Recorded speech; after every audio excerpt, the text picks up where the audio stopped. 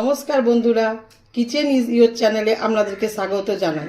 आज आमी हाजिर हयेछि दुर्दान्त स्वादेर चिंगड़ी भापा रेसिपि निये। चिंगड़ी भापा रेसिपिर जोन्नो आमी 250 ग्राम चिंगड़ी माछके भालो करे धुए जल झरिए लंका हलुद और तेल माखिए नियेछि 10 मिनट आगे। और मशला बानानोर जोन्नो आमी नियेछि सर्षे हाफ चामच और पोस्त हाफ चामच, तार संगे दुटो काँचा लंका 10 मिनट आगे जले भिजिए रेखेछि। और नियेछि नारकेल, हलुद गुड़ो, लंका गुड़ो और नुन। और एक जिनिस आमी मेशाबो सेटा परे बोलछि। और लागबे सर्षेर तेल। এই নারকেল আর এই পোস্ত সর্ষে কাঁচা লঙ্কাটাকে ভালো করে মিহি করে বেটে নেব। আর সর্ষে পোস্তটা ভালো করে বাটা হয়ে গেছে। এবার আমি এই মশলাগুলোকে দিয়েও ভালো করে একবার মিক্সিটা ঘুরিয়ে নেব। নুন একটু দিয়ে দেব।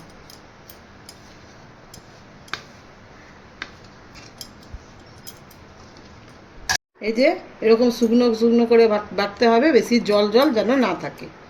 এবারে এই চিংড়ি মাছের ওপরে এইগুলো আমি মিশিয়ে দেবো মশলা বাটাটা।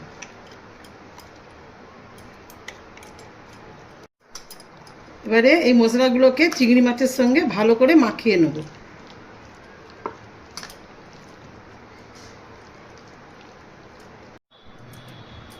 ভালোভাবে মাখানো হয়ে গেছে। এবারে আমি সর্ষের তেল দিয়ে দেবো এর উপরে, দিয়ে 10 মিনিটের জন্য রেস্টে রেখে দেবো। বন্ধুরা ম্যারিনেট করা 10 মিনিট হয়ে গেছে। এবার আমি ঢাকাটাকে খুলব, দেখব। আপনারা 20 মিনিটও রাখতে পারেন, যত রাখবেন তত টেস্টটা সুন্দর হবে। এবার আমি যে গুরুত্বপূর্ণ জিনিসটা মেশাবো বলেছিলাম সেটা হচ্ছে দই। দইয়ের সাথে একটু চিনি, আপনারা যেমন চিনি পছন্দ করেন তেমন চিনি, আর একটু নুন মিশিয়ে নেব।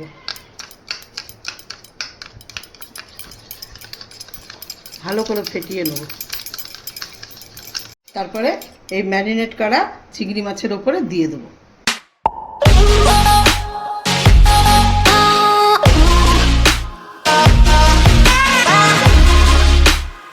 মিশিয়ে নেব। এই দইটা দিলে এই চিংড়ি মাছের স্বাদ দ্বিগুণ হয়ে যায়।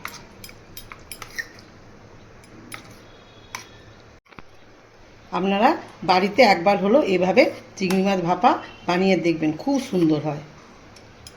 আপনাদের বাড়ির সবাই খুব পছন্দ করবে। এবার আমি যার মধ্যে ভাপাবো চিংড়ি মাছটা টিফিন কারি একটা নিয়ে নিয়েছি, তার মধ্যে ঢেলে নেব।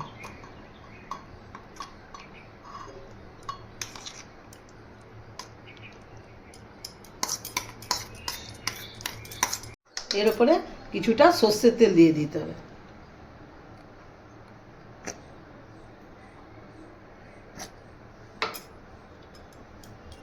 এরপর 4-5টা কাঁচা পাকা লঙ্কা মিশিয়ে নেব।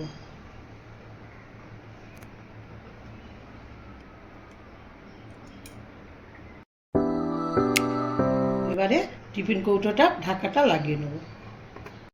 আগে থেকে আমি কড়াইতে কিছুটা জল গরম করতে বসিয়ে দিয়েছি। এরপরে স্ট্যান্ডটা বসিয়ে দেবো। এরপরে জলটা ভালো করে ফুটে উঠলে আমি টিফিন কারিটা বসিয়ে দেবো, যেন টিফিন কারিটা ঢাকাটা ঠিক মতো লাগানো থাকে। এরপরে আমি একটা ঢাকা লাগিয়ে দেবো। ঢাকাটা এমনভাবে লাগাতে হবে যাতে ভাপটা বেরিয়ে যায়। ঢাকা লাগিয়ে 20 মিনিটের মতন রাখতে হবে। প্রথমে আমি 5 মিনিট হাই ফ্লেমে এবং 15 মিনিট লো ফ্লেমে দিয়ে চিংড়ি মাছটাকে ভাপিয়ে নিয়েছি। এবারে আমি গ্যাসটাকে বন্ধ করে দেবো, দিয়ে ঠান্ডা হতে দেবো।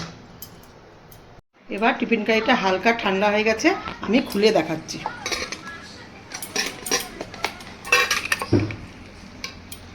দেখুন কেমন লোভনীয় হয়েছে।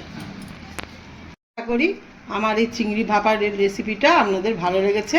ভালো লাগলে ভিডিওটাকে লাইক এবং শেয়ার করে দেবেন ও কমেন্ট করে দেবেন, আর চ্যানেলটাকে সাবস্ক্রাইব করে দেবেন। এতক্ষণ আমার রেসিপিটা দেখার জন্য আপনাদেরকে ধন্যবাদ।